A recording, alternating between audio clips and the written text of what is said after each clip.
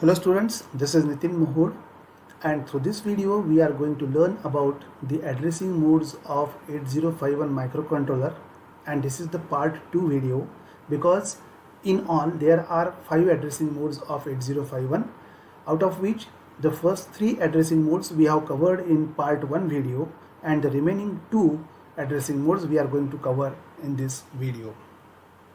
So moving on to the fourth addressing mode of 8051, that is register indirect addressing mode. So here in this mode, register is used as a pointer when data is in CPU, and in that case only registers R0 and R1s are used, while register R2 to R7 cannot be used to hold the address of data in a RAM. When address of RAM location is held by R0 and R1, they must be preceded by the @ sign. So this is to be kept in mind always, that the R0 and R1 registers while writing in an instruction must be preceded with the @ sign when they are holding the address of RAM location. So through this instruction it will be clear. So here move A @R0, this instruction clearly indicates that move the contents of RAM location whose address is held by R0 to accumulator. And similarly here in this instruction move @R1, B, here the contents of register B will be moved to the RAM location whose address will be held by R1 here. This addressing mode accesses the data in a dynamic way rather than static way as in case of direct addressing mode, and is the great advantage of this addressing mode. Now instruction comparison. So far the direct addressing mode and register indirect addressing mode is concerned. So here we will see this comparison through one problem. The problem statement is copy 55H into RAM locations 40H to 43H. It means we have to copy the data 55H in 4 locations, that is 40H, 41H, 42H and 43H. Now instructions used in direct and register indirect addressing mode are as follows. First of all, we will see how this problem can be solved by writing instructions through direct addressing mode. So in direct addressing mode we are using these instructions. Now how it is done? So first move A, #55H. So data 55H will be brought into accumulator. Then move 40H, A stands for move the contents of accumulator, that is 55H, into the first memory location which is given, that is 40H. Then move 41H, A. So again similar instruction is there with different memory location. So the data from accumulator, that is 55H, still that will be moved into the next location, that is 41H. Then the data from A will be moved to 42H and the data from A will be moved to 43H. So data from A will be moved to all the locations 40H, 41H, 42H and 43H this way, and this is the way which is generally used in a direct addressing mode. And now we will see how the same problem can be solved with the help of different instructions written taking the base of register indirect addressing mode. So here in register indirect addressing mode, the first instruction which comes is move A #55H. So data 55H will be brought into accumulator. Then move R0 #40H. So R0 will be loaded with 40H. Move R2 #04H. So 04 here is used as a counter. Since 04H and 4 decimal they are same, because in decimal number system and hexadecimal number system 0 to 9 they are same. That's why we can write here 04H or 04 only or 4 only. So here 04 will be loaded into R2, so it will be used as a counter which will count the events actually, or it will be used in a loop for counting the number of loops and whether the condition is meeting or whether the condition is not meeting. So here we are coming across the loop. Here you can see a star, and here also the star. This is actually the label starting point of the loop and this is the ending point of the loop. And here how it works we are going to see. Now after this instruction, when we are coming on to this instruction, here the instruction is move at the rate R0A. The meaning is move the contents of accumulator to the RAM location whose address is held by R0. So contents of A are 55H and R0 contents are 40H. So 55H will be moved to the location 40H. So first data, that is 55H, is brought into first location. So first data, instead of saying first data, we can say the data for 55H is brought into the first location. Thereafter INC R0. Now R0 was 40H initially. Now after incrementing it will be 41. So new location will be 41H. Then this is the conditional jump instruction, and the instruction is decrement R2 and jump if not 0. Now R2 is what? It was loaded with 4. So when it is decremented it will be 3 and it will not be 0. So decrement R2. So we have decremented, now it is going down from 4 to 3. And since 3 is not equal to 0, therefore jump and jump if not 0. So therefore we will jump from here to here. Now again we will be in the same loop. The instruction will be repeatedly executed. So here move at the rate R0A. Now the data from A, that is 55H, will be moved to R0, but now the contents of R0 are changed. Initially R0 was 40H, after incrementing now it has become 41H. So data from A will be brought into 41H, that is next location. INC R0. So R0 is what? That was 40 in the beginning. Thereafter it has been incremented, became 41. Now it will be 42. So INC R0 make the memory location equal to 42H. Again the condition is DJ and Z R2. Initially it was 4. In the previous loop it was made 3 decrement after decrementing. Now from 3 to it will become 2.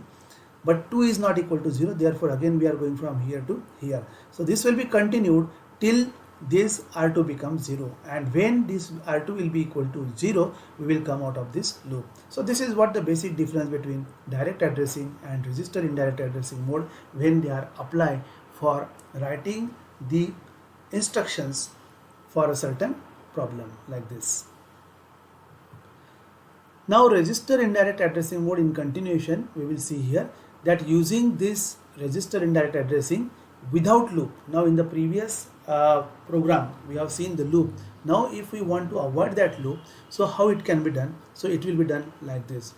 Here first we are moving the data 55H to accumulator, then R0 will be loaded with 40H, then we are moving the contents of accumulator, that is 55H, into the RAM location whose address is held by R0. So address held by R0 is 40H. So first location 40H will be loaded with the data in A, that is 55H. So 55H will be brought into the first location 40H. So 55H will be brought into the first location 40H. Then we are incrementing R0. So R0 will now become 41. Now we are again transferring the contents of accumulator to the new location which is held by R0, and that is 41H. So the data 55H will be moved into 41H. Then again it will be incrementing R0. So now R0 will be equal to 42H. So data will be moved to 42H, and again then it will be incremented. So now R0 will have the contents 43H, and finally the data in A will be moved to 43H. So this is how it is done. Means repeatedly we are performing the similar functions. Also the number of instructions required will be more if we are avoiding the loop. One problem we will see here. The problem is write a program to clear 15 RAM locations. Now which 15 RAM locations we have to clear? Starting at RAM address 60H. So it will start from 60H, and from 60H we will clear the coming 15 RAM locations. So how it is done we will see.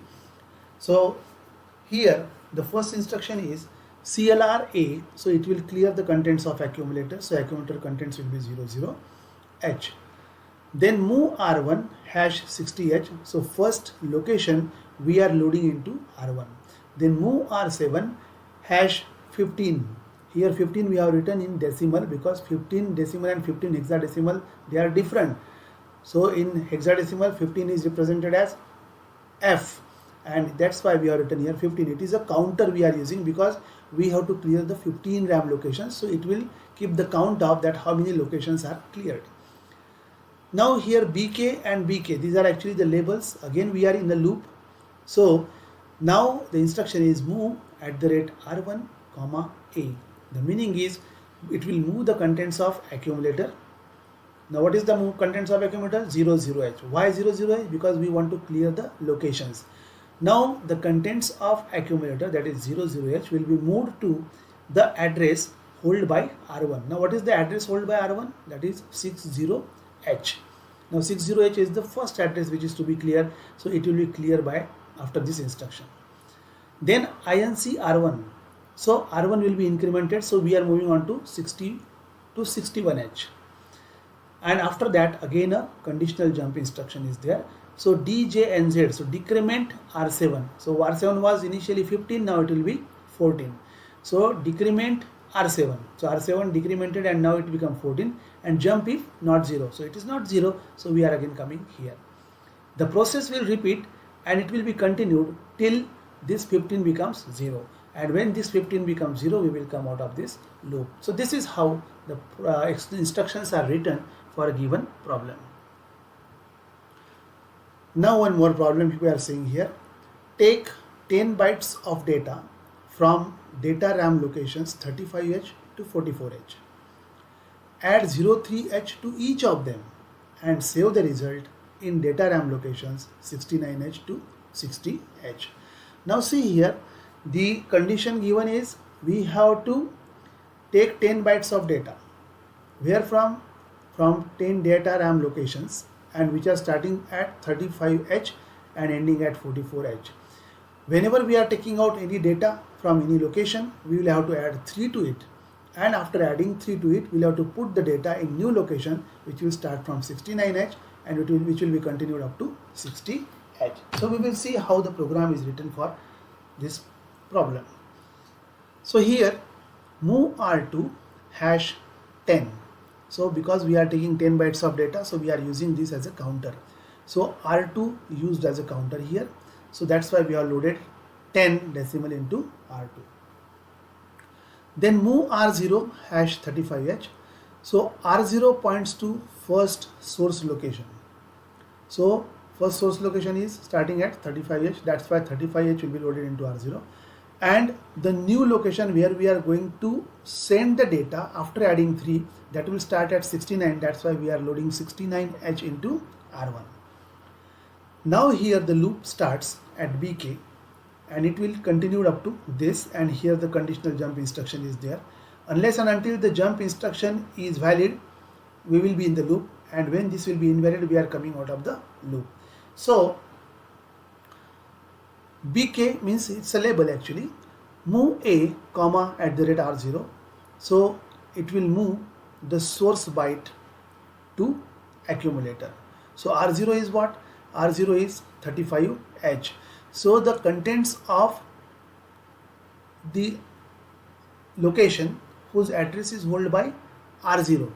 Now R0 is holding what? The address 35H. 35 is the address of RAM location, and this is the first byte of the RAM location. So the contents of that will be brought into accumulator. Thereafter add a #03, because we have to add 03 to every data which we are taking from the different locations. So 03 will be added to the contents of accumulator, and this addition will be placed in accumulator. Then whatever the addition available in accumulator, that will be sent to the location whose address is held by R1. Now address of R1, or address held by R1 rather, is 69H, so that addition will be sent to the first location 69H. Now after that INC R0, so increment R0. So we are moving from the location 35H to 36H. Then DEC R1. DEC R1. Now R1 is 69H. Here we can see the order of memory location is descending 69H to 60H. Therefore we have to decrement here R1. And after that DJNZ R2 means decrement R2. Now what is R2? R2 is loaded with 10, because 10 different locations are there and 10 bytes we are taking from those locations. So that 10 counter will be decremented. When it is decremented, it will be 9. So it is not 0. So we will have to be in loop. So we will, from here we will come here again. Again this loop will be performed.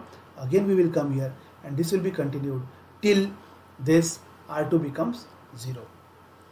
So when this will be 0, we are coming out of this loop. So this is how this problem can be solved.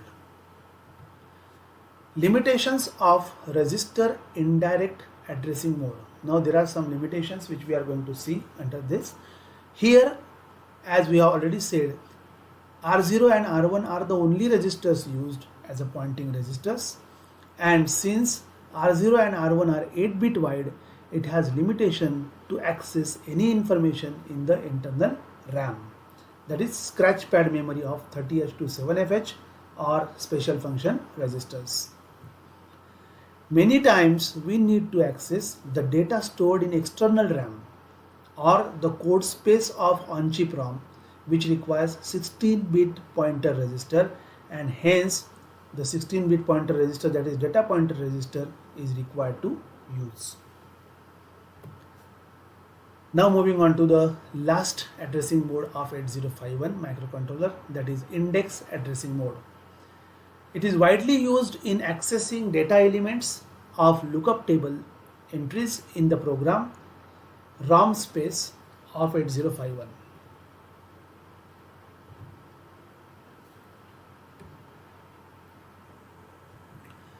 Now moving on to the last addressing mode of 8051, that is index addressing mode, which is widely used in accessing data elements of lookup table entries in the program ROM space of 8051. Instruction used for this purpose is MOVC A, @A plus DPTR. We will see it. Now 16-bit data pointer register and register A are used to form the new address of the data element stored in on-chip ROM. Since the data element are stored in the program space ROM of 8051, the instruction MOVC is used instead of move, and this is what the reason behind. Now we will see one example. So here the word SAM, that is SAM, is to be burned in the flash ROM location starting from 0400H of an 8089C51, that is microcontroller. Write a program to do this and read this data into internal RAM locations starting from 60H. So this problem is given and we are seeing here that how the program is written for. So here first of all CLRA, that is clear accumulator contents, then move DPTR comma #0400H. Now DPTR, since it is a 16-bit register, 0400 is also a 16-bit data, so 0400H points to the first location, right? Because it is asked that we have to burn the data in the flash ROM locations starting from 0400H, that's why we are loaded 0400H into DPTR. Now move C A, @A plus DPTR. So here get S, that is first letter S from the location 0400H. So A plus DPTR. Now A is what? 00H plus DPTR means 0400H, means it will be initially 0400H, and the letter is letter available at 0400H is S. So we'll have to get that S from 0400H and we'll have to bring it to accumulator. Then move A to 60H. So move the contents of accumulator means move the letter S from this to memory location 60H. So this 60H. Then increment DPTR. So DPTR now will be 0401H. Then clear accumulator. So accumulator will be cleared again. It will be at 00. Now move CA @A plus DPTR. So here letter A will be obtained from location 0401H and it will be sent to accumulator, and finally from accumulator to the next location, that is 61H. And again the increment dptr will be the instruction, because we will have to move it to 0402H.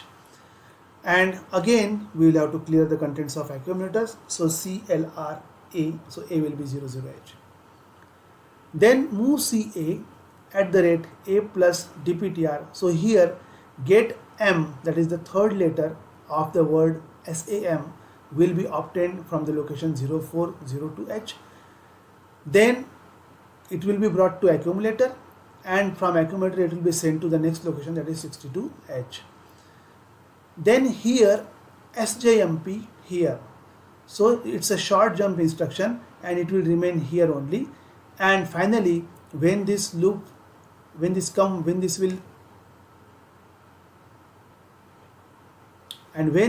out of this loop, we will get ORG 0400H, so it will again start at 0400H, and DB SAM, that will burn the data into locations starting from 0400H, and data burn will be SAM, and end will direct you for the end of file. So this is how the data can be burned onto the particular locations. Bit addresses for I/O, that is input output, and RAM. So many microprocessor allows program to access registers and I/O ports in byte size only. Thus, to check a single bit of I/O port, one need to read the whole byte first and then manipulate the whole byte with some logic instruction to check a single bit. It is not the case with 8051. Rather, it's a most important feature of 8051 to access the registers or RAM and I/O ports in bits instead of bytes. So bit addressable we used to call it. So bit addressable RAM, out of 128 byte internal RAM, only 16 bytes, which 16 bytes from 20H to 2FH are bit addressable. 20H to 2FH means this bit addressable I am talking about are 16 bytes, which provides 16 into 8, that is 128 bit addressability. Means independently these 128 bits can be handled through the instructions. These bits are addressed 0 to 127 in decimal or 00H to 7FH in hexadecimal. Internal RAM location 20H to 2FH are both byte addressable as well as bit addressable. Single bit instruction uses only one addressing mode, that is direct addressing mode. So I hope the idea about the addressing modes which we have studied here, that is register indirect addressing mode and index addressing mode of 8051 microcontroller, is clear to you. Thank you.